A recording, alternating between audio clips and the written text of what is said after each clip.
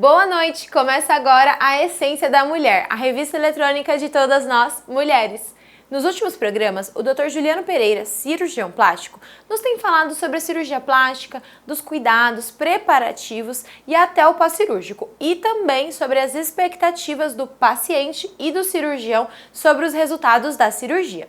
Hoje, ele vai nos falar sobre os procedimentos para o contorno corporal.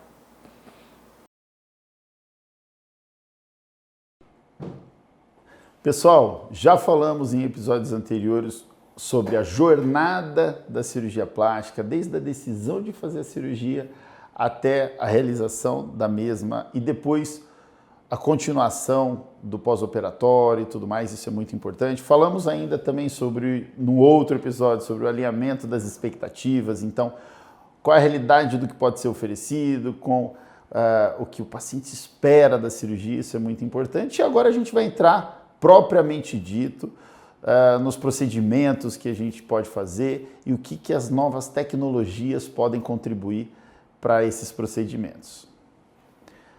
Quando falamos em contorno corporal, o que a gente inclui? A parte do abdômen, a parte das costas, dos braços, das coxas, também das mamas. E especificamente nós vamos falar sobre a lipodistrofia, ou seja, o excesso de gordura localizada em alguns lugares do corpo. Então, quando a gente fala de braços, pernas, dorso, flancos, que é a parte das costas, parte do abdômen, são as regiões mais comumente acometidas por essa lipodistrofia, ou seja, é o lugar onde as pessoas mais têm queixas de acúmulo de gordura. E esse acúmulo de gordura ele pode ser retirado de algumas formas. E a lipoaspiração é a mais conhecida delas. Então, muitas vezes quando a gente faz uma lipoaspiração, a gente está tirando o conteúdo, ou seja, aquilo que está dentro da pele, mas a gente não está atuando diretamente sobre o continente, ou seja, a pele propriamente dita. Quando a gente fala de lipoaspiração versus qualidade de pele, é muito importante a gente pensar em como melhorar a flacidez cutânea dessa pele, ou seja, a sobra de pele. Eu costumo dizer que é a gente imaginar como um balão de festa, uma bexiga. Quando ela está bem cheia, ela está esticadinha, mas quando ela diminui, ou seja, quando a gente tira o conteúdo de ar, no caso do balão, ela fica enrugadinha. Imagina que com a nossa pele e a nossa gordura pode acontecer da mesma forma. Então a gente lipoaspira, ou seja, retira essa quantidade de gordura de cada região, mas o continente, a pele, que grosseiramente a gente está chamando daquela bola de festa, ela pode ficar enrugadinha. Então é importante o tratamento dessa pele também. Muitas vezes, em paciente que teve um emagrecimento muito grande, como por exemplo os pacientes pós-bariátricos ou os pacientes que passaram por tratamento de emagrecimento medicamentoso, que tem sido muito comum nos dias atuais, a gente tem uma limitação da técnica, ou seja, mesmo com os diversos equipamentos para retração de pele, mesmo com os diversos equipamentos para emulsificação de gordura, mesmo com os diversos equipamentos para diminuir a flacidez cutânea e os demais tratamentos, mesmo não invasivos, para diminuir essa flacidez, a gente precisa retirar o excesso de pele. Então, obviamente, a maioria dos pacientes não chega na clínica falando assim: oi doutor, tudo bem? Eu gostaria de fazer uma abdominoplastia, que é aquela cirurgia em que a gente corta o excesso de pele do abdômen. Não, na maioria das vezes o paciente chega assim: doutor, eu gostaria de fazer uma lipoaspiração, mas eu não quero de forma alguma aquela cicatriz comprida da abdominoplastia. Bem, em casos em que a flacidez ela é bastante importante, ela é grave, ela não é moderada, é uma flacidez acentuada, a gente precisa conscientizar o paciente de que precisamos tirar o excesso de pele. Nós, cirurgiões plásticos, desejamos sempre trazer o melhor resultado com a menor cicatriz possível, mas muitas vezes aquela pequena cicatriz da abdominoplastia, que é uma cicatriz que a gente se esforça para deixá-la dentro da linha do biquíni, muitas vezes ela precisa ser um pouquinho mais extensa. Tudo depende da quantidade de pele a ser retirada e do grau de flacidez de cada paciente. Claro, o paciente, por exemplo, emagreceu 70 quilos, 80 quilos, aí a gente tem que fazer a cirurgia que a gente chama de âncora, ou seja, a gente tira o excesso de pele no abdômen inferior e também no abdômen superior. Então a gente tem uma cicatriz que ela é transversa no abdômen e uma cicatriz abaixo do abdômen. Pessoal, eu vou pegar um manequim aqui para demonstrar exatamente onde ficam essas incisões para a gente entender bem. Vamos lá.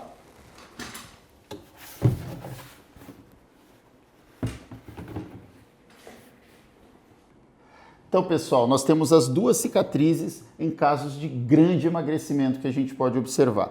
Então, é essa cicatriz na linha média do paciente e essa cicatriz aqui, que é uma cicatriz transversa do abdômen. São para pacientes que têm uma grande perda de peso, 50, 70 quilos, e que muitas vezes só a cicatriz da abdominoplastia convencional não seria o suficiente para a gente ter um resultado adequado.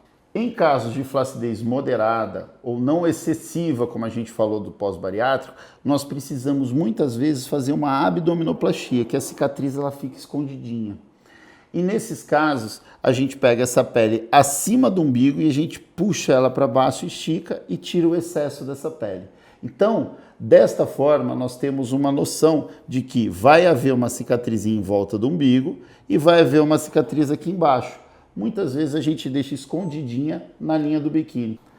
Nossa, doutor, mas eu tenho umas amigas que a gente olha, a gente tem certeza que tem abdominoplastia, a gente olha e a gente percebe que fica muito plano o abdômen, fica muito óbvio que teve abdominoplastia. Pois bem, as novas tecnologias estão trazendo um abdômen mais harmonioso, mesmo para as pacientes que têm feito a abdominoplastia. Então, mesmo com a abdominoplastia, a gente busca na lipoaspiração de definição a gente evidenciar as linhas musculares que o paciente já tem. Então, nós temos essa linha mais mediana, essas linhas mais laterais, que são as linhas já do abdômen do paciente, que são linhas da paciente, não são linhas produzidas por nós. Os músculos estão passando exatamente nessas linhas. E também essas linhas aqui mais em verde, que são as linhas que entram para a linha do biquíni. Então isso dá um aspecto, mesmo com a abdominoplastia, de um abdômen mais natural, um abdômen mais atlético. Então, nossa, doutor, eu não quero ter a abdominoplastia, mas para ter, nos casos de flacidez moderada e mais acentuada, nós precisamos realmente puxar esse abdômen, retirar esse excesso de pele, para que aí sim a gente tenha alguma marcação dessas linhas musculares. Em casos de pacientes que tenham uma flacidez moderada ou baixa, a gente pode ter um bom resultado com a lipoaspiração e aí sim com a utilização dos retratores de pele. O que são os retratores de pele? São equipamentos que a gente utiliza após a lipoaspiração por dentro da pele e por trás da derme. Então aqui é a ponteira de um deles, a gente passa, pensa que a pele está aqui, tem o furinho da lipoaspiração, a gente passa esse plasma, que pode ser plasma de gás hélio, plasma de gás argônio, atualmente a gente tem utilizado de gás argônio, que ele vai dar uma retração nessa pele, ou seja, após a lipoaspiração, que a gente falou que é o tratamento da gordura, nós vamos tratar essa pele para que ela tenha uma boa retração. Então a gente passa essa ponteira por trás dessa pele e ela vai promovendo uma retração dessa pele imediata ou uma retração dessa pele também com a produção de colágeno no futuro. Então, por 9 a 10 meses, há uma nova produção de colágeno que vai favorecer a essa retração de pele importante. Claro que ela tem as limitações dela, claro que muitas vezes em caso de flacidez mais evidente a gente não vai ter uma retração de pele completa. Também é importante dizer, pacientes que tenham maior quantidade de estrias têm uma menor efetividade na utilização desse aparelho, mas sim, é uma revolução que está nos ajudando a ter uma retração de pele e tratamento dessa pele após a lipoaspiração. E ele é muito utilizado, esse equipamento, nas demais áreas em que a gente não deseja a retirada de pele. Por exemplo, braços, coxas. Quando a gente tem uma flacidez moderada, e mesmo grave, muitas pacientes elas não querem aquela cicatriz extensa da braquioplastia, que é a retirada de pele do braço, ou da coxoplastia, que é a retirada de pele da coxa. Então, a gente utiliza esse equipamento que vai trazer essa retração de pele nesses locais e fazer com que a gente tenha um melhor resultado da cirurgia. Claro, sempre com algumas limitações. Então, ele é muito utilizado na parte das costas, do dorso, dos flancos, né, em geral dos braços, da coxa, após a lipoaspiração. E mesmo na parte da parte abdominal, muitas vezes a gente utiliza naquela área que não foi descolada. Então, a gente pode utilizar na parte lateral do abdômen e na parte realmente que a gente quer dos flancos e nas laterais, onde a gente deseja uma maior retração de pele. Em casos específicos que a gente tem não a indicação do abdominoplastia completa, mas também não a indicação apenas da lipoaspiração, a gente pode indicar a mini abdominoplastia. E como que funciona a mini abdominoplastia? A gente tira um excesso de pele no abdômen inferior. Então a gente não vai fazer com que esse corte ele suba até a altura do umbigo. É uma ressecção menor de pele e que a gente traciona esse abdômen mais para baixo, essa pele do abdômen mais para baixo. Então, com essa mini abdominoplastia, a gente não tem a cicatriz em volta do umbigo, como a gente tem na abdominoplastia convencional. Porém, muitas vezes essa cicatriz ela é ainda prolongada. Os pacientes imaginam que a mini abdominoplastia, a cicatriz é bem pequenininha, doutor, parece uma cesárea. Não, ela é mais extensa um pouquinho, por quê? Tudo depende da quantidade de pele a ser retirada. Então, se a gente tira mais pele, maior é o fuso e maior a cicatriz resultante. Quanto menos pele a gente tirar, menor a cicatriz que fica final. Mas é importante esse binômio, tamanho de cicatriz e a pele bem esticadinha. Então, se a gente tira menos tecido, menos esticada fica essa pele do abdômen. Então, é importante. As novas tecnologias vieram para nos auxiliar a ter resultados melhores, mais duradouros e com menores cicatrizes em casos específicos. Por fim, como já comentamos em episódios anteriores, é indispensável a consulta com o médico, o cirurgião plástico. Porque, mesmo dispondo das diversas tecnologias, a gente precisa entender o que pode e o que deve ser indicado especificamente para cada paciente e com seu histórico. Por exemplo, paciente teve gestação gemelar, em que o abdômen ficou muito grande, muito distendido.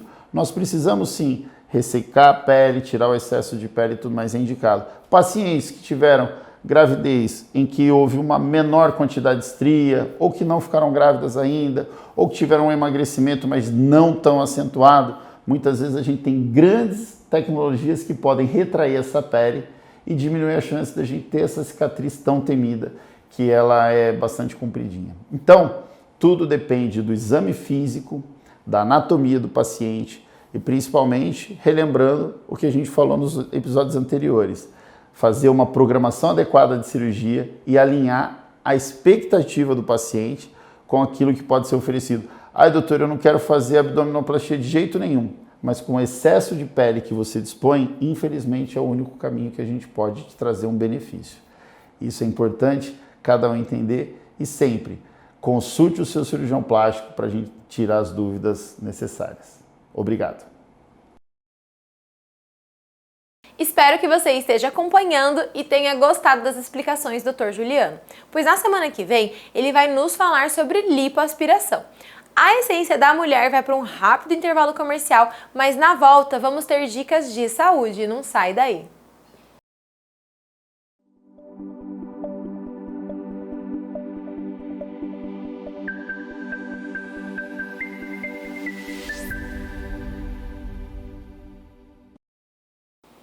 E a essência da mulher está de volta e agora vamos falar sobre as dores nas costas com o Dr. Alexandre Guedes.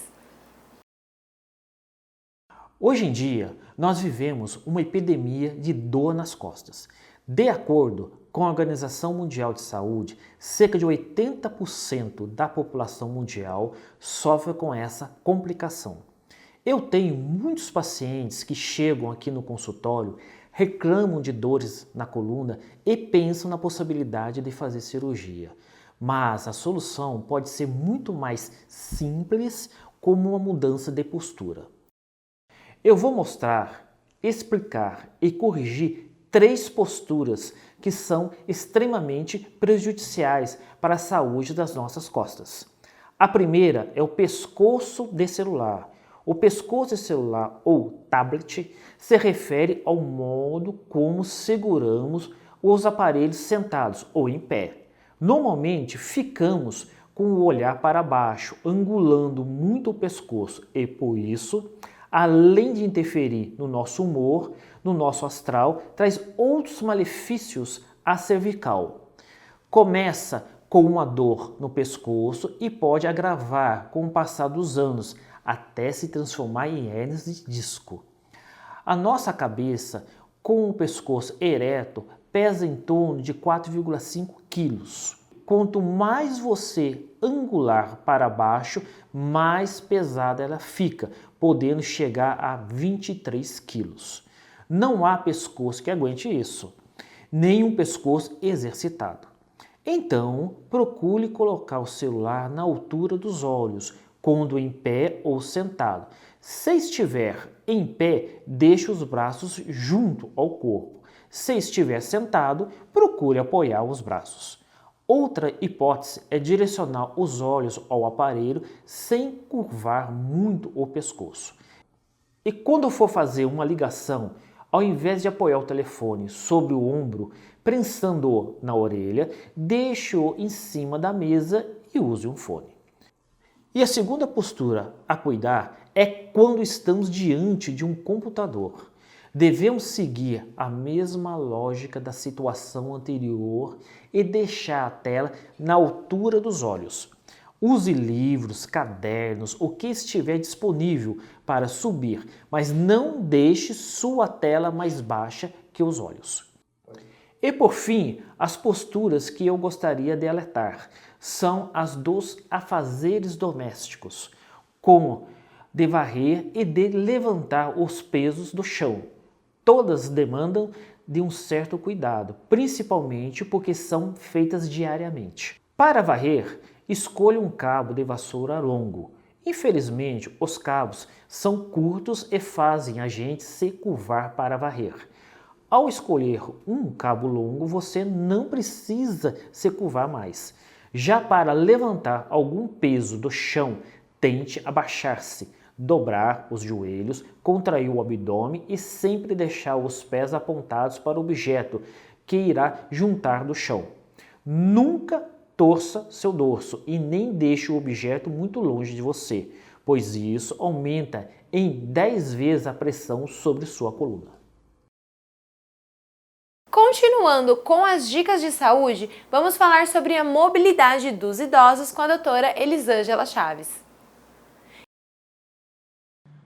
Hoje vamos falar sobre mobilidade nos idosos. Ao decorrer do envelhecimento, o organismo do idoso passa por mudanças na composição corporal, ocorrendo perda de massa muscular, perda de força e diminuição da massa óssea, o que vai trazer um grande impacto na mobilidade dos idosos.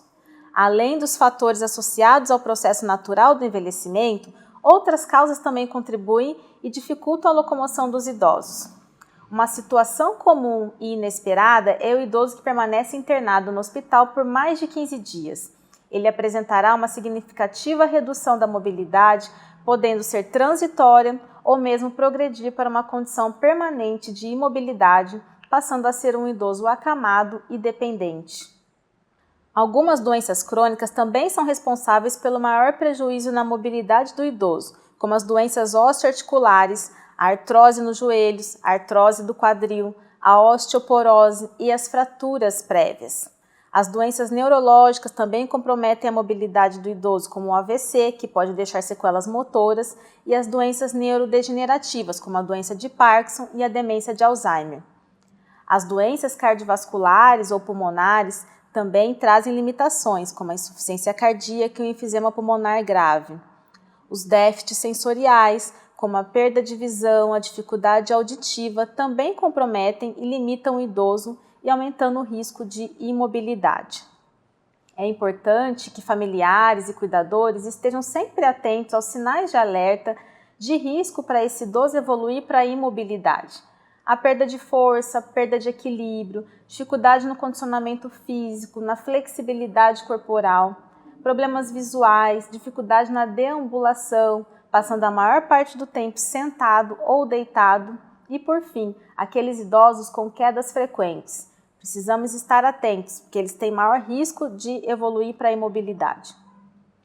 A perda da mobilidade prejudicará a qualidade de vida do idoso, uma vez que na condição de acamado, o idoso pode evoluir com outras complicações, como dores crônicas, maior risco de quedas e fraturas, aumento do grau de dependência para a realização das atividades do dia a dia. E o que fazer para a prevenção? O idoso que ainda esteja caminhando, mas de certa forma seja sedentário, é possível a realização de alguns exercícios em casa com a ajuda de algum familiar. O ideal é começar aos poucos, em torno de 10, 15 minutos de exercícios físicos diários, e com o tempo é possível aumentar o ritmo gradativamente e introduzir exercícios mais dinâmicos, porém sempre respeitando o limite desse idoso. Alongamento para os idosos e outras atividades como a caminhada, a musculação, o pilates podem ser atividades muito eficientes para minimizar os efeitos do envelhecimento. Para os idosos que já sofrem com a perda de mobilidade associado com quadros mais graves, por exemplo, após uma internação hospitalar recente ou um quadro de AVC, o mais indicado é a fisioterapia. A fisioterapia tem um papel importante na reabilitação e na recuperação da capacidade funcional e deve ser iniciada o mais precoce possível. Outras dicas importantes para que o idoso mantenha sua capacidade funcional é manter uma boa alimentação. Consumir a quantidade diária recomendada de proteínas é essencial para a manutenção da massa muscular e da força. Os estudos mostram que 50% dos idosos não consomem a quantidade de proteína suficiente, que é de 1 a 1,2 gramas por quilo dia. Garantir a ingestão adequada também dos micronutrientes, como as vitaminas C e D, e minerais cálcio, magnésio, potássio e zinco. E também é importante o controle de peso, manter o peso ideal para sua altura e idade. Portanto, para garantirmos um envelhecimento saudável e ativo, é importante estar atento à preservação da mobilidade desse idoso. E a nossa última dica de hoje é sobre organização do lar com a personal organizer Lili Zardi, em especial para os maridos que perdem a chave do carro, a carteira e por aí vai. Olá, eu sou a Lili Zardi, Personal Organizer, e hoje eu quero dividir com vocês uma dica super bacana. Quem aí nunca chegou atrasado num compromisso porque na hora de sair não sabia onde estava a chave do carro, a carteira, o celular? Então, essa dica vai acabar com esse tipo de problema de uma vez por todas, que é você montar próximo da porta de saída uma caixinha de entrada. Que essa caixinha, então, pode acomodar, além de um álcool gel, um álcool 70, um aromatizador de ambiente ali para ser utilizado naquele ambiente. Então você pode colocar sua carteira, seu celular, a chave do carro, a chave de casa. Se você não tiver um porta-chaves como eu tenho aqui, mas você pode então concentrar isso tudo nessa caixinha, deixa bem próximo da sua porta de entrada, que isso vai acabar de vez com o problema de perder esses itens aí dentro da sua casa.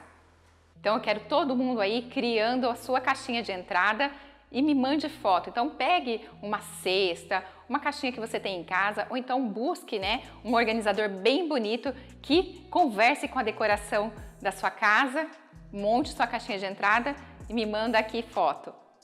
Eu quero ainda que você coloque para mim temas que de repente você tem alguma dificuldade na organização da sua casa, uma dúvida, porque daí eu vou poder te dar dicas e você então sanar de vez com essa dúvida, esse problema de organização. Então comenta aqui que eu vou ficar esperando a sua sugestão. Gostaram das nossas dicas de hoje? Espero que sim! Você pode assistir ao nosso programa e compartilhar com as amigas quantas vezes quiser lá no nosso canal do YouTube ou através desse QR Code aqui embaixo. A Essência da Mulher vai ficando por aqui, mas na semana que vem temos um encontro marcado com muito mais dicas para nós mulheres. Um grande beijo e uma ótima semana!